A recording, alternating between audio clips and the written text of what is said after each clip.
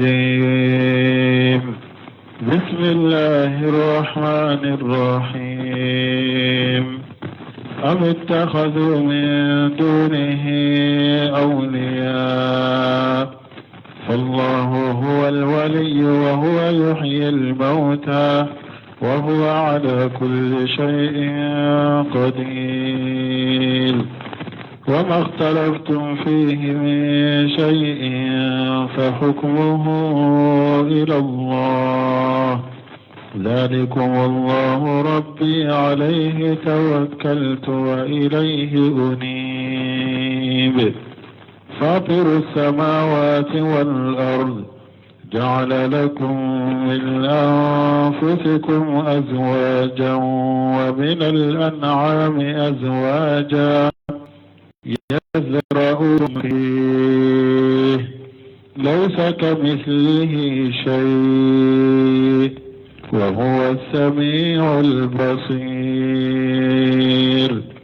له مقاليد السماوات والأرض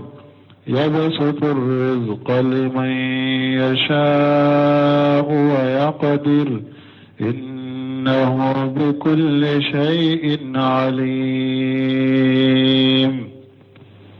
بسم الله الرحمن الرحيم. والصلاة والسلام على نبينا محمد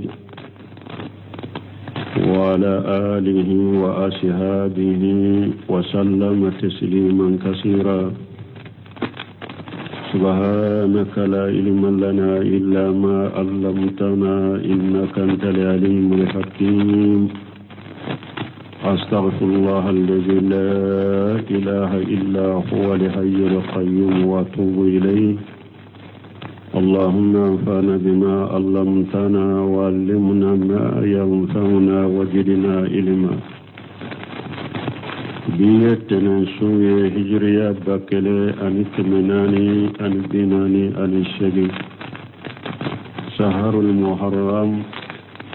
من هجرة سانكالو فلو في سونيو مغني كلناي. ميلاد النصارى كجاتي بافلا أن مغني وورو سانكالو ولو فلانا بسونيو وورو ناي. أمبي دولة مسجد رجاء وأمبوكونو. أعوذ بالله من الشيطان الرجيم. أم اتخذوا من دونه أولياء إلى آخر الآيات. ألا بافواني ألا من كرتالندو نابا ننكريا مشركوكا منو يباتو في مرو باتو كفر لك. alako amittaqadu min dunihi awliya yala ulu yebbishi ñogowude mina mununte alayewa yala ulu yebbishi ñogowude mina kulu bato kafara alakawa. fallahu huwa alwaliyu ala deye bishi bagay wa huwa yuhyi almauta ala debe suñanama yalla garafana وهو على كل شيء قدير على دبش فنبلا. وما اختلفتم فيه من شيء فحكمه إلى الله. أي نغن سوسو تغو أي نغن سوسو كنو فنا وبيكا كيري بيساقي كتا على دمو نغن سوسو كيرا تغو أي نغن سوسو كنو فنا وكيري بيكتا على دمو. ذلكم الله ربي وولد ينتقي عليه توكلت وولا نينكا كودا أوكا نينكا كو شيشوكا وإليه أنيب نينيرساقي كتاب. فاتر السماوات والأرض على دي سانكبا ولون فلا دامنا كودا أمو پلانتا يروشي كدوما كولورون فلا دامنا كودا أمو پلانتا يروشي. جعل لكم من أنفسكم أزواجا أو يرى هذا مدين أيا فرموسو بو أو يرى لا أيا أكفرموسو بو أو يرى لا ألا ما كفرموسو كي amu ke jinnaye amu ke bagaye amu ke kungo kono fenye aya bwaw yirede la nununya aya uye mamru lamini shinkiti adwal bayanu tigi na be delila tani aya mununye ko jinna ni hada madente sika furu nyogoma ni nyaka delila uya be delila munu fo qur'ana aya kono munun bayira ko jinna ni hada made ute sika furu nyogoma ko kuma be fo ko karasa jinna furu karasa jinna muso tumba bula ko beye kuma lakalle unde delila sabati lenta sila donc ko alaka ayawu ya sabatire jinna ani hada mari jinna muso furu nyugo mawte ala ko yanka furu muso bo nyerede la hada madon wa min al an'ami ajwaja aye bagawun fanake noni yawye ko fanake noni yaw ko da ceni muso yajraukum fihi ala bake kauda ni noni ya de kono ceni muso yajraukum fihi abun kasir bana tafsir wara fo ala tafsir kono laysa kamithlihi shay'un ala ni foite kelenya wa huwa shamil bashir meni masado yeli masado laysa kamithlihi shay'un ninye nafute musil kamisaliya ko ge kabo alama wa huwa shamil bashir ninye sabatiliye katogo kameni sabati alaye ka yeli sabati alaye ala be meni ke ala be yeli ke lahu maqalidu samawati wal ard sanka bolon fulan nema kilawu ya ala de taye duguma ko wolon fulan nema kilawu ya ala de taye yabsitu rijqan liman yasha mana sanka bolon fulan nema tigi de alaye duguma ko wolon fulan nema tigi de alaye yabsitu rijqan liman yasha ala be mo ka garjage fense momin ka garjage fense ne ala jiya o yaqdiru abe mo ka garjage siri fana min ka bar garjage siri le ya jiya garjane fense le ani awa akorolin ka fo ala karasa ka garjage fense o tayira ko ala ba fede ala be do ka garjage fense ka sura la tafi wori ya to nya tawsiri nin chogola ala be mo ka garjage fense min ka garjage fense li ya jiya abe mo ka garjage koro min ka garjage koro li ya jiya ala be mo do garjage koro ka soro awo fe ka teme danfe beka ka fole mo ka garjage koro tayira ko ala ta tigi fe koy ala be mo do kanu abaka garjage koro aka hikma do koso abe mo do ko abaka garjage fere aka hikma do koso wori ya to nana ashru dola ube hadisa do haklita sanadu la sisa inna allaha yuti dunya man yuhibbuhu wa man la yuhibbuhu wa la yuti dina wal iman illa man yuhibbuhu ala be jiya ala be mo min fewo ala te mo min fewo be jiya dim me ala te dina ni limani dim mo shima ko na ye mo min kan wala nanyi mo min yelli mana jondo dina tigido wode tamanse ko ala ya tigi kanu me jiyanne mawunte de innahu bi kulli shay alim aw ala yefembe dom bagade na ya do aka hikma kono na ka doni kono ni ko karasa ka garjage ni fenseli ka ba ke afense na ya do aka hikma na ka doni kono karasani war garjage koroli de ka ore kanyama aka jiyanya no mana kallagara ba garjage koro ala be fembe do nan don nay bun kasir ka tawsir la yaqulu ta'ala munkira la musrikina aqwala ba fala min koro talen do naban nan karya mushriku ka fi ittighajihim alihata min dunillahi nu yabbato fem mina mununte alaye ka bato fem mun ko bato ka faralaka ala ban nan karya uka wa muqdira ana la banki bariya fana annahu huwa alwaliyu lihaq ko ale de yebbi shi kalay cinyala may mo kan kam min minaka ki bishi nyugoy ka ke ibbato fenye o cinyala may ala de alladhi la tanbaghi li ibadatu illa lahu wahdahu masami ala min nibbato man kam mogosiye na kelempewute bato man ka foye ni ala kelempewute فإنه هو القادر على إحياء الموتى أو على دبشك سونيا نما وهو على كل شيء قدير على دبسفين بلا فنا ثم قال وكفي لكم وما اختلفتم فيه من شيء فحكم إلى الله أي مهما اختلفتم فيه من الأمور وهذا أم في جميع الأشياء نايا نغن سوسو تشغو قولا وهذا أم في جميع الأشياء بنكسيركو كونين بفهم بيتا فهم بي هذا ما دون كجيان كودو دينا كودو فهمو فهم بي nan kono ye ɲɔgɔn sɔsale fɛn o fɛn bɛ nan ye ɲɔgɔn sɔsala de an ma bɛn fa hukumuhu ila Allah o ka kiiri bɛ ala de bolo o kiiri tigibaari ala de ay huwa li hakimu fihi ala de ye kiiri tigibaga ye o ko sugu in na bi kitabihi wa sunnati nabi sallallahu alaihi wasallam n'a ye ɲɔgɔn sɔsɔ cogo o cogo a ye ɲɔgɔn sɔsɔ fɛn o fɛn na o kɛra fɛn sugu ye an kana fo nunu ye fɛn misɛnninw ye nunu ma se kurana lajɛ ko la nunu ma se hadisa lajɛ ko la ayi fɛn o fɛn sɔsɔli kɛra cogo o cogo sɔsɔli kɛra fɛn o fɛn na o kiiri tigɛbaga ye ala de ye ala bɛ kiiri in tigɛ ni jumɛn ye a ka kitabu a n'a ka nabiɲuman ka sunna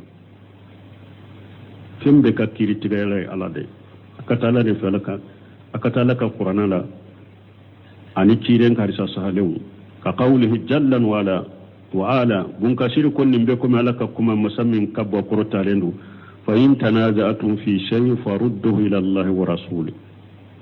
ala kon naye nyugon soso fengo fenna aw kera fengo fenye naye nyugon soso ala aye nyugon soso sagi kata alama anaka cide akonni aya anu o aya bede kelenya wala silamɛw ɲɔgɔn sɔsɔ min b'a ɲɔ de fɔ an tɛ se ka fɔli la fo silamɛw ka faamu de mɔgɔ si se ko tɛ ɲɔgɔn sɔsɔ in na k'a fɔ silamɛw ma bɛn silamɛw ye ɲɔgɔn sɔsɔ karamɔgɔw ma bɛn karamɔgɔw ye ɲɔgɔn sɔsɔ parce que o de bɛ réseaux sociaux ka fan bɛɛ karamɔgɔw yɛrɛ ma se ka bɛn mun na diinɛtigiw yɛrɛ ma se ka bɛn dɛ u bɛ mɔgɔw de sigi ka journalisiw bɔ ka mɔgɔ wɛrɛw bɔ u b'u ɲininka mun na silamɛw ma se ka bɛn dɛ mun na karamɔgɔw yɛrɛ ma se ka bɛn dɛ an tɛ se ka bɛn ko ye ala de y'o kɛ bɛn tɛ se ka kɛ o ala de ye adamadenw da o kama de silamɛw ka bɛnbaliya u n'u ka ɲɔgɔn sɔsɔ dɔnnikɛlaw ka ɲɔgɔn sɔsɔ bɛnbaliya o tɛ bi ye o n ko depuis student tile la sɛbaw ye ɲɔgɔn sɔsɔ masayilaw la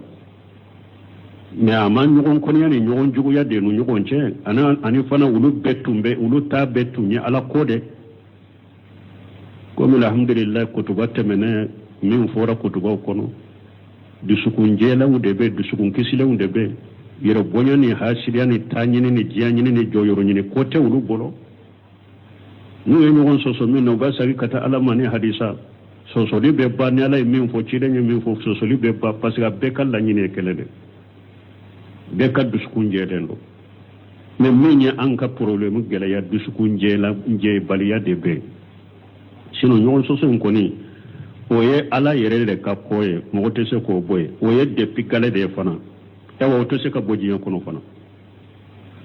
k'a fɔ an ka bɛn ɲɔgɔn sɔsɔ kana ya ni ɲɔgɔn cɛ o tɛ se ka kɛ mɔgɔ si tɛ se k'o bɔ diɲɛ kɔnɔ ala de y'o kɛ mais ala ye fura min fɔ sa an banna fura de ma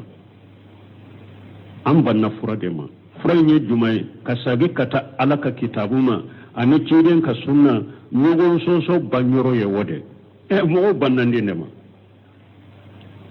dɔw yɛrɛ bɛ wa groupe in kɔnɔ groupe min b'a fɔ k'an ka bɛn an ka bɛn foyi tɛ olu la ni kuranna naani tɛ olu bɛ sɔn kuranna ta ma foyi tɛ olu la hadisa nankarili ni hadisa naanini ani hadisa lagosi n'olu ko k'an bɛn n'an bɛɛ ka bɛn o bɛ se ka bɛn yan o bɛn bɛ se ka kɛ yan tana tɛ ale la ni kuranna tɛ tana tɛ ale la ni ciden ka hadisaw tɛ aw bɛ bɛn cogo di mɔgɔ nɛgɛ ni mɔgɔ tɛrɛn ani yɛrɛ ɲini bɛnw de dɔn ani ala ka bɛn dɔ ni diinɛ bɛɛ o dun tɛ kɛlɛ ye dɛ an b'an yɛrɛ ɲini bɛn kumaw fɔ yɛrɛ ɲini kuma fɔ ani bɛn bɛɛ o ye kɛlɛ ye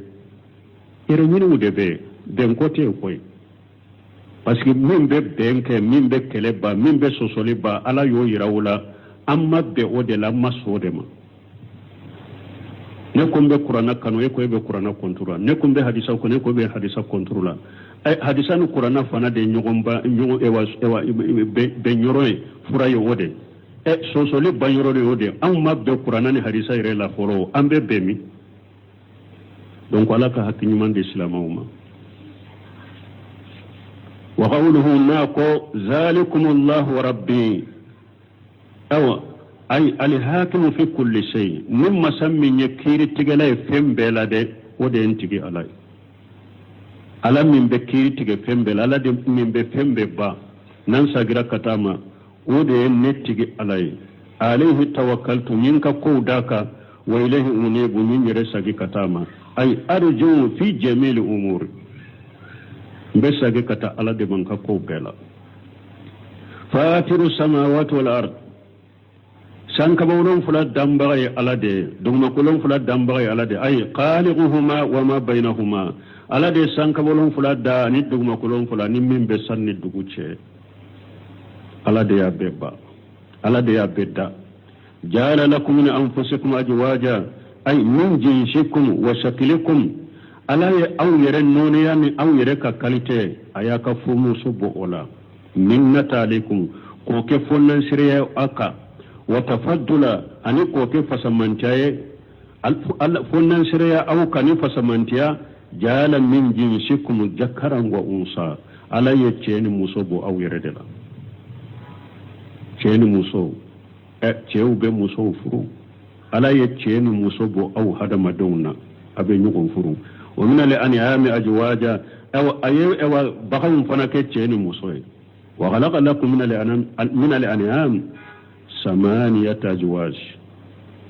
بغو على يكاليت الشيء دا نونيا الشيء بغا نونيا الشيء بغا منهم بمرا على يو نونيا الشيء دا أوي نعمة تينا موسو مشي تينا موسو سغا تينا موسو با تينا موسو نونيا الشيء يجرؤكم فيه أي يخلقكم فيه ala bake kawdani noniya de kono ceni muso ay fi jalika alqalqi wa dalila de o ceni muso dalila de ala bake kawda o de kono ala hadhihi sifati mana nimman kutuka ceni muso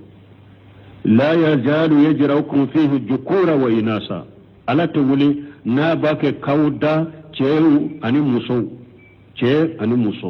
khalqa min ba'di khalqi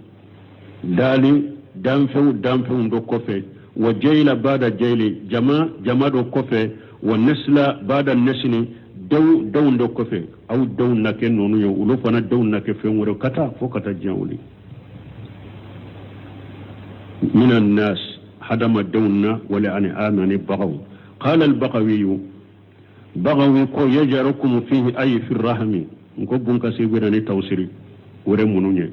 bunka siriye tawsirin foloke munye ala de masanna bawda nince ni muso yala abe udda kawke ce ni muso hada madam ni bagawi ko yajra'ukum fihi ay fi rahmi ala de masanna bawda ewa denso kono ala de masanna bawda denso kono ala fihi kay denso de na bawda denso kono wa qila fil batan doko ala de masa yajra'ukum fihi mana ala de masa na bawda kono la ulu ya fihi ke kono de wa qila fi haja al wajh min al qilqati doko ala de masa na bawda nin dan chokoda uye fihi sagi katoma nin jan chokoina wa qila fi bi manal ba doko fi fana annumana ya bawude ay yajraukum bihi ala de yemma sai na bawka kawdani min dan chogoy bi mana bihi do yake nin chogoy fana donc nin tafsiru be nana nin nafihi sag yorola laysa kamithlihi shay'un ay laysa ka khaliqil ajwali kullaha shay'un aw ala nin noniya mununda ala nin noniya shite kelanya nin danfen noniya nonu fuleni ala nin shite kelanya li'annahu li faradu parce que ala de masakle samadu ni danfen beba makoni nafe alladhi la nazira lahu masami to nyogo tala ni foyte kelanya wa huwa shamil basiru ale ala de meni masay ale ala de yeli masay ala be meni ke nyaw be ala la nya fula be ala la ciden hadisa sahalle nyo sabati ako in ewa inna dajjali awwaru aynuhu al-yumna wa laysa rabbukum bi awwari ako dajjali nyakelende anya akini nya cilendo akaw tigi ala fana te nyakelenya nya sabati nya fula be ala la ala be meni ke me kana tilo sabati ala la parce que do ba fo ewa ala tilo bin kanayi kataw kuma do masabati salafu boro tilo masabati ala la abe meni ke mo matilo sabata ala de kano fo ala be meni ke nyaw ko ni sabati lembe ala la lahu maqalidu samawati wal ard sankaban ne mai ala de taye duma kulun ne mai ala de taye taqaddama tawsiruhu fi surati dumar akwala lin tawsiru fo katame suratu dumar kono wa hasilu lanyini ذلك أنه المتصرف الحاكم فيهما على دي كون نينا بولي كلا أني كيري كلا على دي سانكبولون فلان دوما كلون فلالا سانكبولون فلا كيري نينا بو بغاي على دي كان سانكبولون فلان دوما كلون فلان كون نينا بو بغاي على دي يبسط رجغا لمن يشاء ويقدر أن يوشو على من يشاء ala be garjaga yuruwa mogoka mogo min ka garjaga yuruwa ala jiya o dan yu wala man ala man yasaw abe garjaga di ewa koro mogoka mogo min ka garjaga koro ya diya wala hu hikmatu ko don ni ala de tay wal adlu tam ani tilenya dafale donc na ye min ka garjaga koro ya corona ka hikma dode parce que mogo dobe ala ka donyuma dobe ala badon nafolo komi mbola nima war garjage kuraye dro kale ka garjage yuro atese kimbato atese gar janna soro ala be doka garjage koroni oye ala be doka garjage yuro ni oye do fana be ala ba ka garjage koro ala bado akam masayala nka jonyuma min fure ni nye nafolo mani nimma nani en nafolo yuro len soro dro abin mbato chogo nyumanu minna dora wetinya bolo mfana ya arjanna de kanaye nye diya heren lagara hera de kanaye na fulo fana manyama donc ala bo tigi garjage koro donc garjage kulina yirwali ote ko ewa alaka kanuna kanu bariya bolo abe ko mi cide nyere katilali fule dondo la cide nye tilali ke aye beso seba nyuma dobe mugo nye koro cide ntemenaka doko karasa doko seba do ya kanta ko cide ma ko ye mugo beso ima karasa so mu'mini fana de rode cidon ka muslim akwa fo silama ako karasa mu akwa fo silama donc ko fe cide nya yira aye adabu da yira ni na dro e kana dantige mugo ka ko mu'mini do ma ko yere baado ko ni nye mu'mini de kadi sakuma surma akum min nefule de soni lambe mugo do so iba soro min be emin to nimiso ikadinye katemenye miso be mugo do soni to na fulo tilalante eso aba soro nye emin to ekadinye kateme nye miso membe nye miso munanya so nyado na fulu kanu mimbala nimma so abese kata kuma do fuka kodo ke mi ni ala ba bira nyeda ka jahannaba kanu ni oye donc ma ci de yere tila chogoye wala ci de yere be mogo do so alla nyini te ko abi fe koy alla nyini yere do nimma ni so na fulu kanu mimbe ni la dina bese ka cinya asabawula bo akombe mben mogo do so ni 20 so abasuri kadi ninye menye eto nyatigi to limaniya mimba duskumbolo nimaniya mimba duskun kono nyato ode bolo akal limaniya innahu bikulli shay alim ala be pembe do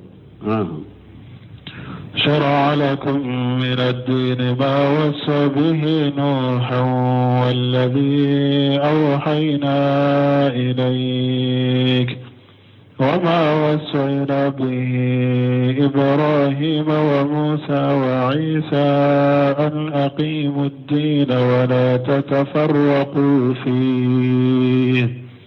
كبر على المشركين ما تدعوهم إليه الله يجتبي إليه من يشاء ويهدي إليه من ينيب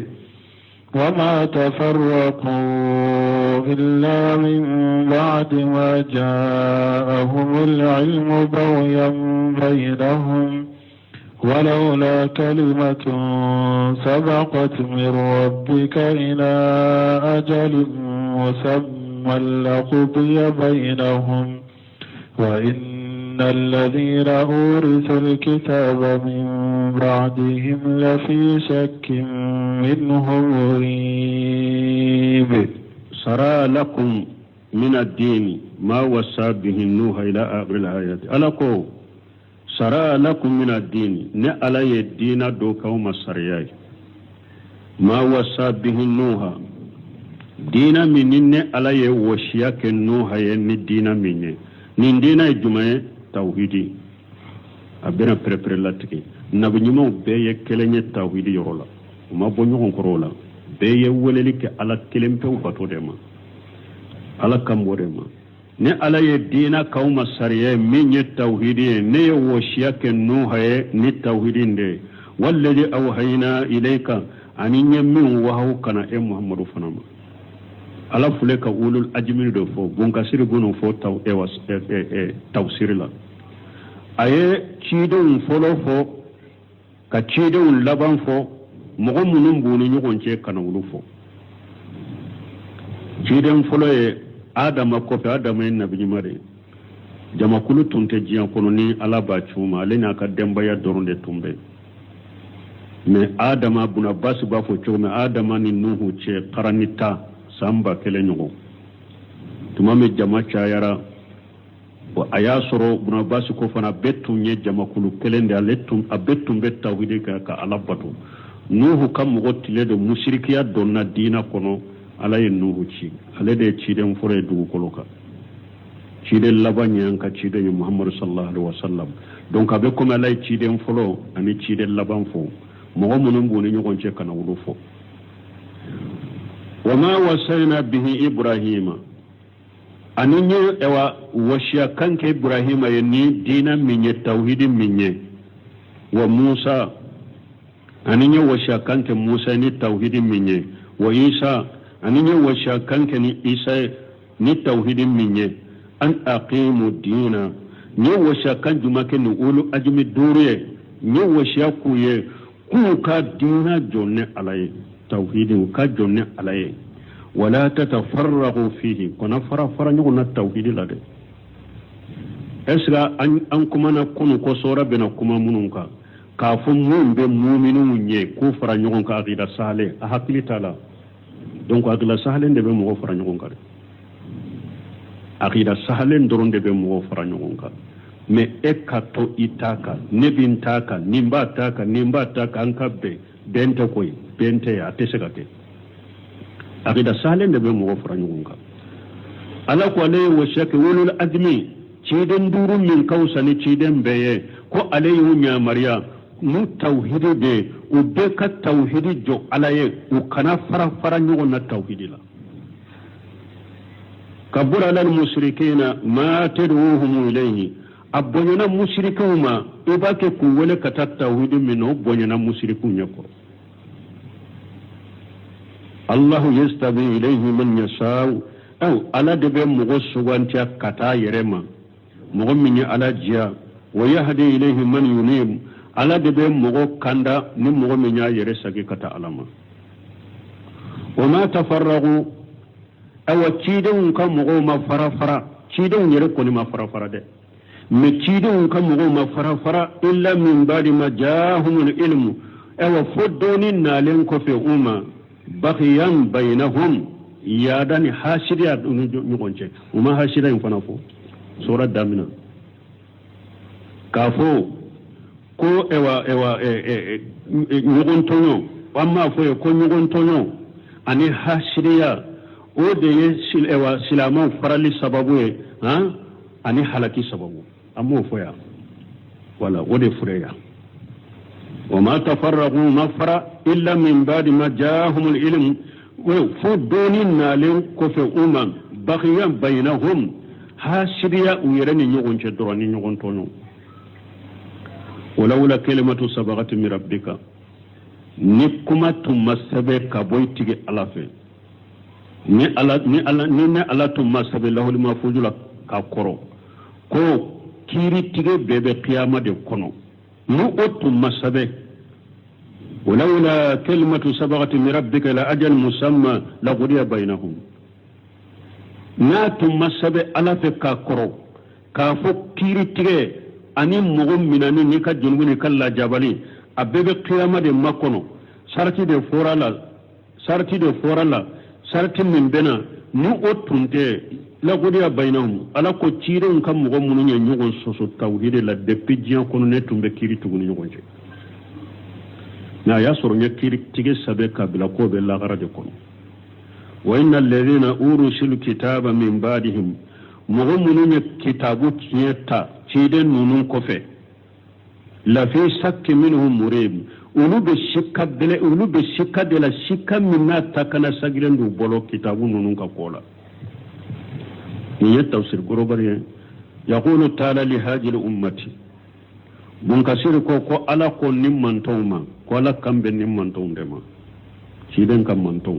ala ko nimman tawma sara lakum min ad-din akunne ala yedina kauma saraya o jumay tauhidi ma wasa bihi nuha dina min ala washaka nuha inaye walladhi awhayna ilayka aninya qur'ana min ci e fana manye washaki yenin dina de mana tauhidi wa zakara awwala rusuli ba'da adam alayhi salam wa huwa nuh alayhi salam ala ci den fo adam kofe ala ka kisibe ci den fulo kan nuh ala ka kisibe adam ka ala ci den fo min nuh adam kofe wa akhiruhum wa huwa muhammad sallallahu alaihi wasallam ka ci den laban fo wa ya muhammadu ala ka tanuna kisibaka summa jakara man bayna zalika o kofe mugon munun ben nin ci den fulani nyogon chala yulu fo min ulul azmi ulul azmi ya jonye ci den munun ye gele yani dogun soro kam man ton bolo nu sabarila tora kuma lama ana kewale ma chamanya ci den munun soro kam man ton bolo nu sabarila ko koro ulul azmi koro yen nununde nin ci den duru wa hum o ci den duru ye jonye ibrahima wa musa ani musa wa isa ibni maryama ani isa ibn maryama munun be ciden fulu ni ciden labance nunun de do ibrahim musa isa ibn maryama nu ufara la ciden fulanka nuhu ni muhammad sallallahu alaihi wasallam jolido duru wala ajmu en nunun de wa hadhihi ayatu intajamat dhikra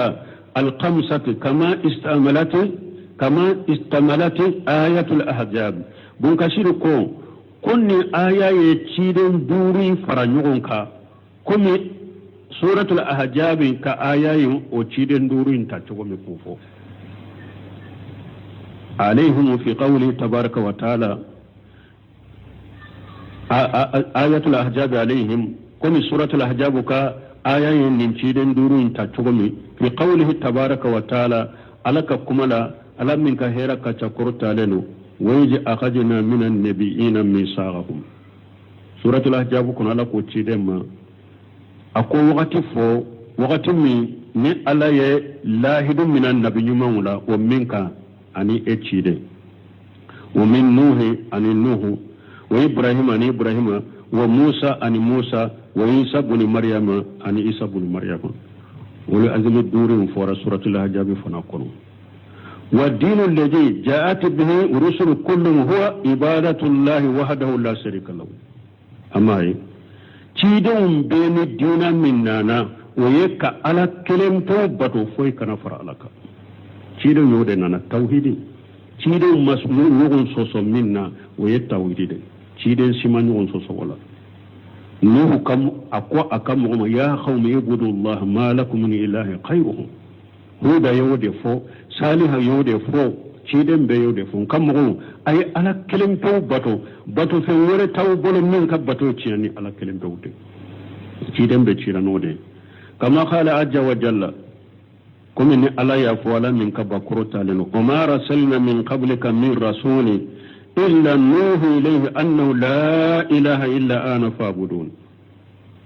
ala ko ciden ma ni ala ma ciden si ci enye fonye wahu ci o ciden ma kafo annahu la ilaha illa ana kubbato fen sitte min kabbato ciyai minne ala kelem tote fa'budun e wa bekane ala kelem tote bato konni de dictatorial ni eko bori sonna ka bori son dabila kaburu batola ka kaburu wa bato dabila yahudiya ka yahudiya dabila nasara ka nasariya dabila de ka ara kelempo bato konni ni dictateur ko eko bekate etai beni ka haklina tewa beni ka suwa tewa beni ka tabulo tewa ala de fule ka fo yade ciden be ci kunyende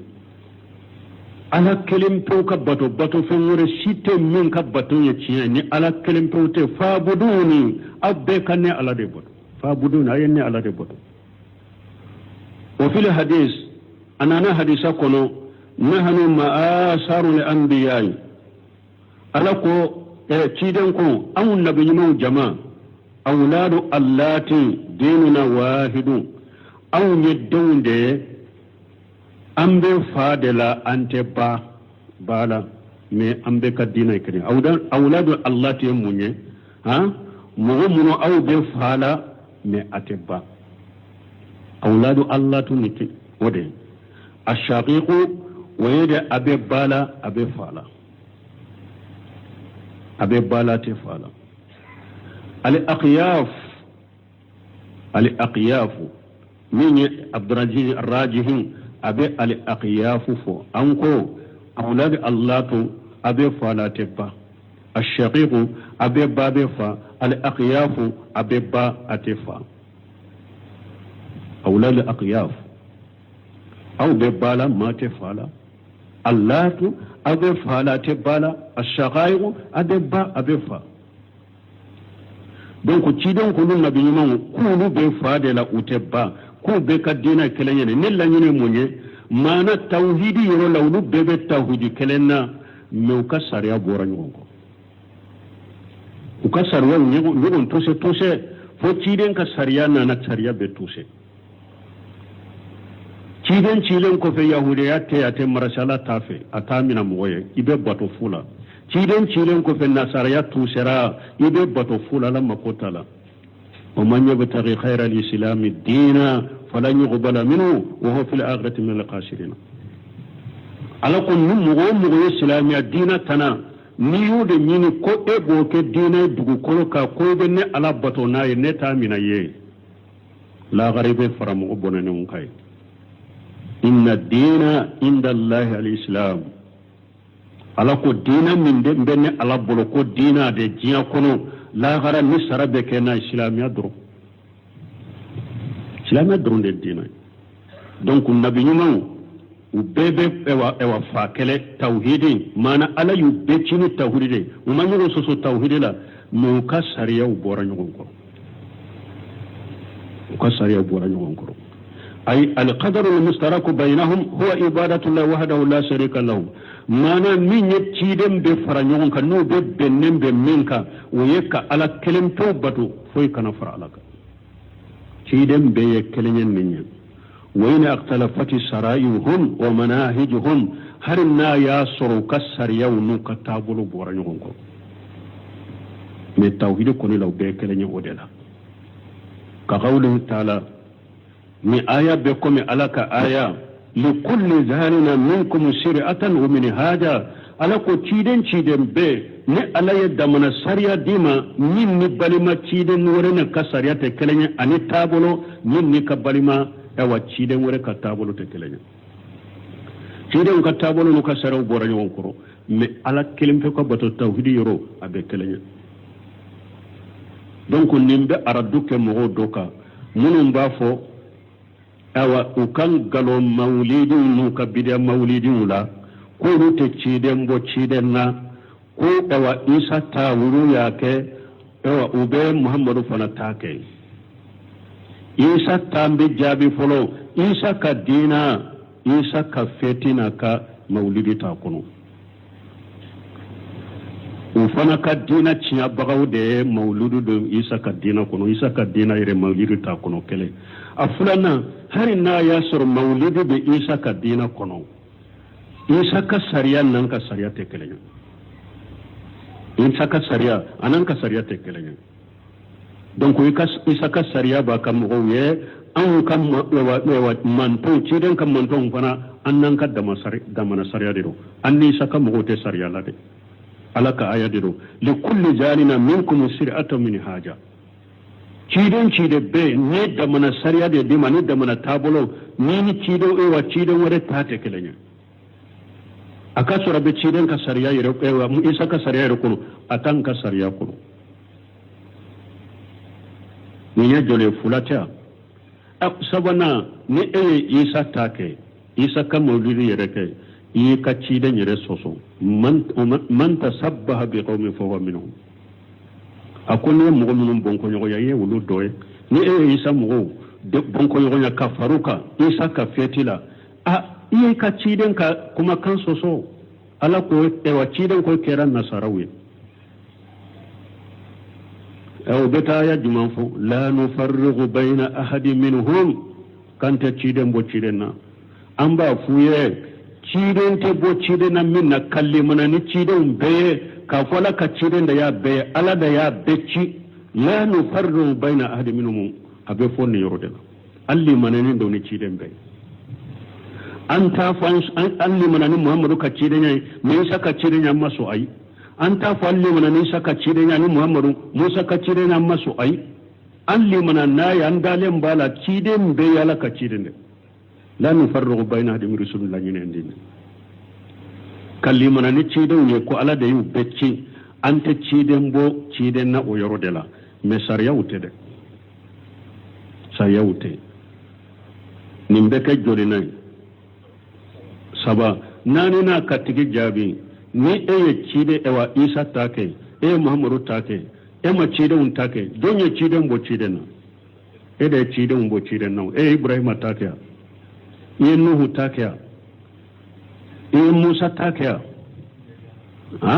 lutu take ya jakariya take ya da cide mbo cide nyamne wadi ya to shekhu islam bun teme ya kuma na fama dofo akunni mo mi ne qur'ana kala ka famu ye ciden karisa sahalin kala ko famu akwa kuroshi ika jatemina ako bidiya mugo abe aya ta qur'ana kono ka ke dele ya ka bidiya ina ako ka e ka tadabbur ka o aya labani o de be radduka ka ibn taymiya ako bidiya mugo be hadisa sahale ta ko abuka delilai aka bidiya la akon ni eye hadisa fama ke e ka tadabbur ke ka jate mino hadisa la bane ako hadisa kelen de be aradu kaka alaka allah famu qur'ana la ani ciden ka hadisa wani haja qala ta'ala ha huna min de koso ala ko ala min kortalen de ni rola an aqimu dina aka dina jo alaye wala tafarraqu fihi akana farafara dina la min tawhid ala kelimtu kabatu aqida farafara le kana ta aqida la de na ko ni farafara la aqida la dro ama faranyonga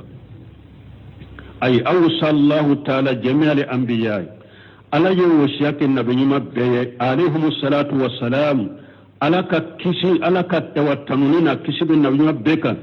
bil itilafi wal jama'ati ku gusukun ka faranyonga anu ukake jama'i ukafara nyugonka wa nahahum an al-iftirar wal ikhtilaf alay nabiyyu wa bali anu ubalu kana fara ukana nyugon soso ukadda ukafara nyugonka alay nabiyyu nyamarani nenye ayen nabiyyu bali ukana fara ukana nyugon soso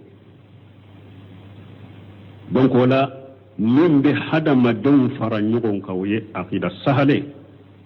al-aqidatu sahiha aqida sahalin de be mo fara nyugonka nama be aqida sahalen na drama fara ñogon ka aqida sahalen na ate fara ñogon ka woni yato Cheikh Albani bafo wakati be ako silama manto sisa jama kunu caman do na dawa kunu bu dambe kata sunna ma ngu dambe kata salafiya ma kasoro ube salafiya famu ma sunna famu ba fe dogo yamma min be silamaw ka wuli ni wuli cogo min ni cire mafuye wuli cogo min ni cire mafuye akol dida sosole min fulen ne donc an bena ala nyefe mbaka kuma fo ako sosole min fule dina la ni mo ba fo o silamo yo nyogo soso silamo maseka be don kama maseka be aku yu yere nyina hadisa fula de ko nyefe ni wakati mi soromba mbofo aku yu yere nyina hadisa fula de ko wako chide nyere ni nyogo soso fo yu yere nyina hadisa ko de kele munun ba fo silamo yo nyogo soso de aku yu yere nyina hadisa fula ko ako fulana dogoyama min be silamu kan ni sosoli kuru bo bani sira de sira min u kan nabi mo min ko nga sira ye ako sosoli be se ka ba o te se ka ba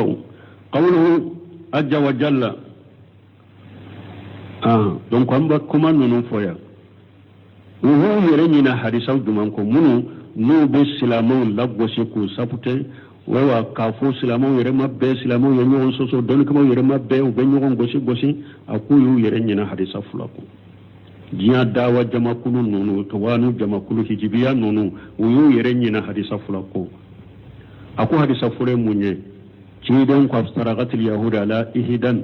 wa sabuna firqa wa aftaragat an nasara على 72 فرقة وستفترق أمتي على 73 فرقة كلها في النار إلا واحدة قيل من هم قال هم الجماعة أقول في رواية المفسرة لهذه الرواية هم على ما أنا عليه وصحابي أو يرين من حديث أقوى نون بافو كوبي سلامو ريون سوسوري مسكابي أي يرين من حديث أقوى ciden ko yahudiyaw fara la ka ke jamakulu bi wolon fulani kele nasaraw fara la ka ke jamakulu bi wolon fulani fula ko le kam mantum bena fara ka ke jamakulu bi wolon fulani saba ko abebe tasuma kono fo jamakulu kele ko jonyo jamakulu kele ye ako ciden ya akoro gorobani fo ako al jamaa ako al irway wure nana kanin jama faran fanshi anye hum alama ana alihi wa shahab jama ye wulude na ko humul jama ye jome shebon jama kulun min be ciden tata ani shebon ta jama kulun min be te oka nunun de togo ko jama kulu kisile jama kulu ni au be na ciden tala ka ciden tata ka barake nai kullu sebo tumbe barake ne ciden ka hadisa we chogomi ciden ka dina sebo tumbe barake na chogomi jama kulu na yo ta sosolite abebe ako hadisa fulana e jumae no yera munum be nyon soso mankanna silamo maseka bo nyon soso o yera nyina hadisa fulana min ko irbani buni sariya ka hadisa pour ka kuma surunya fa innahu man yaishu minkum fa sayara ikhtilafan kaseera kidan ko sebo ma ko ni mugo min yeshi jan surawula indina sosoli chaman ye islamiya kono ayi furake munye fa alaykum bi sunnati wa sunnati al-khulafa ar-rashidin al-mahdiyyin min ba'di addu alayha bin nawajij akoni mugo min yeshi jan indina sosoli chaman ye de dina kono de mais non sosoli caman nana mbawma akan ne ceden ka sunnata aninka kalifanani ka sunna munun kandalendo nuben kofe ayu ka sunna mina asage ka fo ale ka sunna ni kalifanani ka sunna abe hatagiya ka mina koso bede pasika awati kuma kacha fitina kacha amugo jeminen kacha hakilina kacha ciyali kala kacha wodi atako addu alaiha bin nawajis awatin ka sunna nin ka kalifanani ka sunna ya mina naka takajuru de akana tilawula de yaw yigi jigi togo yaw nyoni togo yaw giri togo unana ni haklina sugu aw ka togo kuma masirle kuma cenyu unananu ya cogo carabu kan ne luga kandilalun akana bilade addu aliha bin nawaji aya minana ka taga juru akanin ka sunna bila aninka kalfanani ka sunna o ko fa ko awa mbawma wakati ko kuraw dina la ni bidiyaw aka yere kolosirum akana wuluta de ko kura be bidiya be fili ewa fili be tasuma de ko o ko fe ako fura ako ewa nin ndawa jama kulu munu fule no te salafiya ewa dawaka aku ko be dogo yamma min be silamu ka dugu koloka aku ko ba wuli ni sira de cira cide ni sira min de manu ote aku cide ni sira duman duma aku hadisu al-ina idza tabayaytum bil ina aku hajadda wa tabaytum ajnab al-baqar wa hajadda idza tabayaytum bil ina ورديتم بجري دا واخذتم اجناب البقر دا وتركتم الجهاد في سبيل الله دا الجاجاو سلط الله عليكم الجلة الولاج لا ينجوها عنكم حتى ترجعوا الى دينكم فرفله اكو من بسلامو سوسوليبا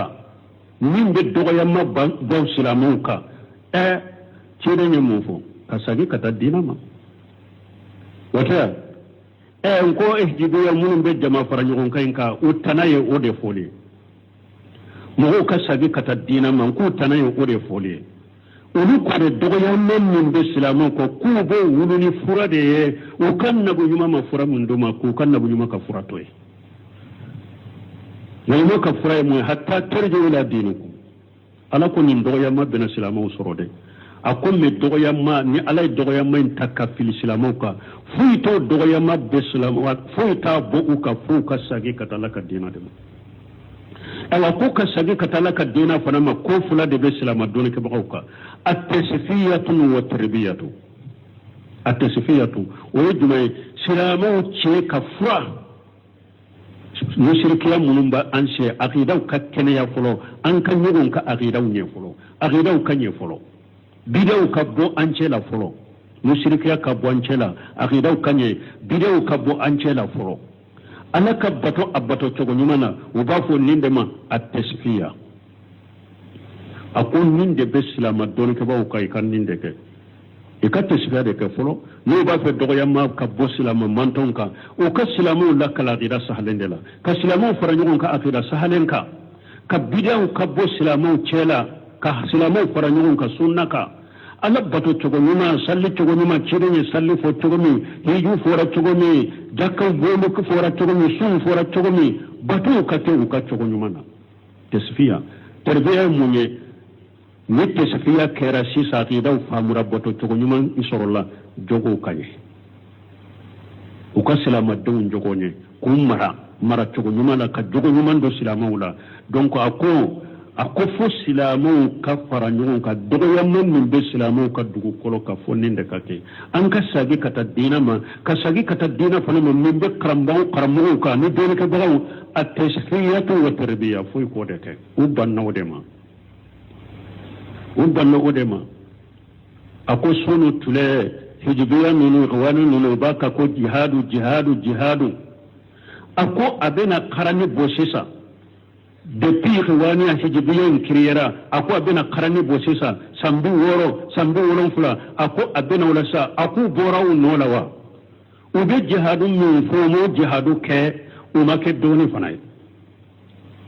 mankara ube jihadu min fo dala jihadu ke lawte uma jihadu ke aku mankara doni fanala doni bi nube barake nay in ko de ya to mugo bulu ba kuma kum wanul muflisina ko dolo lankura kabo ewa doni la u bolo lankura kabo dawala doni te dawate jihadu ke lawte fanade hijibiya nunu ka dina cinya doro umadina do bontemi ko kawarje munun fulani ne aku umadina jo umad jiya fana toy uma dina jo uma mugo ka wa jiya fana toy mana wo mugo dina gurja ka mugo ka jiya nyana ma gurja fu man bolo ayo misali abe hakketo de ben nunun prefere an kan tayro de do abe igwaniyo hijibiya ka dawa misali ya munna ko abe komi ewa ko ulu ka ewa shiri kanna ulu be kando fo ko military nyema na be ko military fu na ko ayta ku beta na ko ayeddo ulu jomu nola do kuma cogo do fo na yo fo ube jomu nola ute tanyefe ute sage mu be lamma nola ako hijibiya ka dawa yo he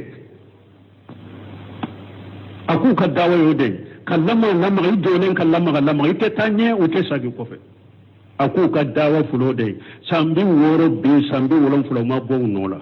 fuyi madila foyi balmo min be min islamiyya dila qila sahalinde do imamuna malik yode jeya lan yuslih li akhir hadhihi al ummati illa ma salaha bihi awwaluha akonni man ton labante se ka foyi ke ku ben min dina dila naye na be nyaw bolo fu man ton folo ye dina dila ni minye fo man ton laban ka dina dila no de sima te nyaw bolo man ton folo ye dina dila ni munye al qur'an wa sunna man ton folo ye nin dina dila ni aqida sahalende qur'ana ni sunna hijibiya dawa tana yo wode ulutte mo sire contrôle yere ni sunna tinya dawa kelata ni salafiya dawa kela mo situ tana ye ni ote so ni tile galombe dawla to jogo be dawla to tinya be dawla kullal go se ku safute wo dorondela dawa si torate jama si torate silamiyan ka bi ka hijibiya dawa yimo jama si toratu silamiya ka bi ka mi hijibiya bo fitina be silama jamanu na afama kele ana awa afama fagali ni ka jamanu be non ko be ka fitina irwani hijibiya nonu ndero fitina be silama jamanu ko nudu yako ulu ka dawa indero doni baliyani famu balabe ka ewa demisenu fonnan kay beni karamugo nyuma faraka bo nyogona kudo yere ka damana kala nyola mu be fama keleni kamugo fagani ewa bomu kamugo ewa jamfam faga no betu kalawla dogolay ka beni doni ka bo nyuma bo nyogona doni tu bolo ni doni tew ni dinate ala kan gisu toro made fo nin jama kulu silamu kan nin jama kulu dode ni silamu man nin jama kulu do jamanu tella fa koy imay saudiya ni nin jama kulu dode u ka faamu yudo ulu ka karamo tilelen do ulama rabbani yina ude yawuluye ngo tuma min nin jama sugu donna e wa saudiya ulu ka ulama lajnatu daima aya so bombaji bu nyema yala o sigira ka qararu ke ka bayanu de ke mugo kan ku yere korosi min jama sugu la chogomi min jama sugu jama jumaye u ka bare jumaye fuka e fitina jumambu no fe baro jumambu no fe mugo sugu jumando ngo lu yo bayanu de ke nunu fana ka bayanu ke na ko ye karamugo de lejana daima ye bayanu de ke jama chiyale diga jama jengele fitina jama be jian kono ulu sigira ka qararu be bo ka di famu ma ka di jamana doma mo mun tumbe mimbaru kaye mu be mo la suku bila famala ko la suka jamana dum e wan suku furuguru fama kuro ko la suku bila marasila bombaju yero de papier de la ka tawqiu ka ewa ka signé ka di famu ma abe fule kasola uma doni kamu nyuma do kasola de uma tiya fola do kasola de abe u ewa do watu fitna dawa kelaw de be kasola saudiya bolo tiya fola tada fitna dawa kelaw de be kasola bolo e pu famo mu'mina nu yere yede o kakkar mo nyuma ulama rabbani yuna wulu de sigra e o ma popeshni abada folo de o yu wele de ka konnanja kuye de talibani ka nyana ma yamba ka kuma do kalama mun tumbala saudiya aye kunnan jakuye abe tabulo min kan ninte sunna kuno yayi nin dabla de sunna mu ka gida ten ni tasira ten ni nayi nin dabla de albani kunnan jaku agdo yo mamina allazina daima yu wala kusigi ka kunnan jaku yo mamina o ko fa utara sige ka qararu bo ka pape bo ka siye ka di fama ma ka be datuwe ima wulu ka jamana lafiya fitina ta kuno sisa abe pasiga bebe kasola ala kan kisala kan tangate bon ni jaman nunu numa do jamana o te suma koy ambe ala delala ku faamu danka jamana ma pour kasuma awa abe komi wakati sera atemena iraba haketo ayaw fana ese mo be se ka dafa ute se ka dafa awa ko an ka dafa ka ke wa qawluhu azza wa jalla kabura alal musrikeena ma tad'uhum ilayhi ay saqqa alayhim ala ko aboyana agelayara agriyara mushriko kay bakke ku wala kataminna wa ankaru ma tad'uhum ilayhi ya muhammad min at-tauhid muhammad ibake ka mushriko wala kata tauhid min ya nankariya an ba fo munun bu dambe kata silamiya ma ya wulu ya tauhid nankariya ala ko yemu ido mushriko wala kataminna agriyaru ka muhammadu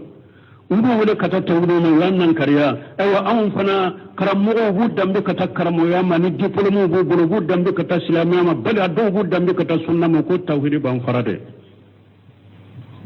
ko tawhid ban fara ko tawhid ka giri ko ban fara he ja min giri ara mushriku ka giri ara islam to ka ana ko tawhidi kam mo wala kata tawhid ma ala ko giri ara mushriku de ka uyannan kariya iya jaye ka islam to fana giri ara ka la hawla wala quwwata illa billah qur'ana fa murakadisa ya silama to ebe dambi kata sunnama ebe dambi kata ewa diploma bu e bolo ebe ba ko tawhid wala ni kagiri min giri yara mushrike ka giri yara fanaka mushrike yen min nan kare fana yon nan kariya ko tawhid dawa ban farade ciya dawa ke ko ne be mo farade abe tiyanin galo fara ka bo nyogona abe tiya tiginin galon tigu fara ka bo nyogona tiya dawa yo wode tiya tigu nin galon tiga bu fara ka bo nyogona abe tiyanin galo aba fara ka bo nyogona de tauhidi dawa kone awa ode ci da wonka dawa awa dawa tauhidi ta kono dawa barka bole dawa barka bole dawa tawhidi dawa barka bole dawa tere bal shin fawjani ko ako dawa ni tawhidi tara haro dawa toy parce que dawa fudo ibake kam mo bila bara fudela bara fu falati ni ko mo ma ibange baga bato ayu bato e ko mo ma ni muso chenye mara chogonye ayanye kana sunyani kama sunyani kala dolomi ama dolomi kana drogota kana yirba baraka kana sunyani kama sunyani ke me asara musrike ka munyana ya bila bara fula na yin nimbeke amasa tauhidi ka beta jahannaba ka tadume ya bila ayi bara munoko ya bila bara fu de la dia bara fu falati me ne mo wole ka tauhidi ma ya tauhidi ta dangare ya manyi de kana dangare ya ka manyi haramu do me ne mo min ya tauhidi ta akara dangade aye tawhidita aye ribadu aye tawhidita aye sunyalike aye tawhidita ewa aye dolomi aye tawhidita be droguta asara abetar janna mamma ta la yushriku billahi shay'a tagala janna tide me ka kuma do akonni mo mi sara ina foi fara alaka ibe do arjanna imma de pimu ko fodo munun be do arjanna lana ya fi mani ka tawhid ana fo ye junugo munun ke nya fara tar janna umma anido jahannaba kono ni ka kabara junubu janina ka boyla ina labari janna men ni sara jogo ni man be kay ni shirku sare be dume jahannaba kono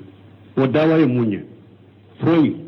yem mo shige ku bila barafula thumma qala ta'ala الله يستبي إليه من يشاء ويهديه من ينيب أي هو الذي يقدر الهداية على دم مسينا بكندل لتكي لمن يستحقه مؤمن كندا كاكاري وفنا بكي ركا تشغدلا ني الله يادو كندا كانوا بيراني كندا ويكتب دلالة على من آثرها على طريق رسل أو على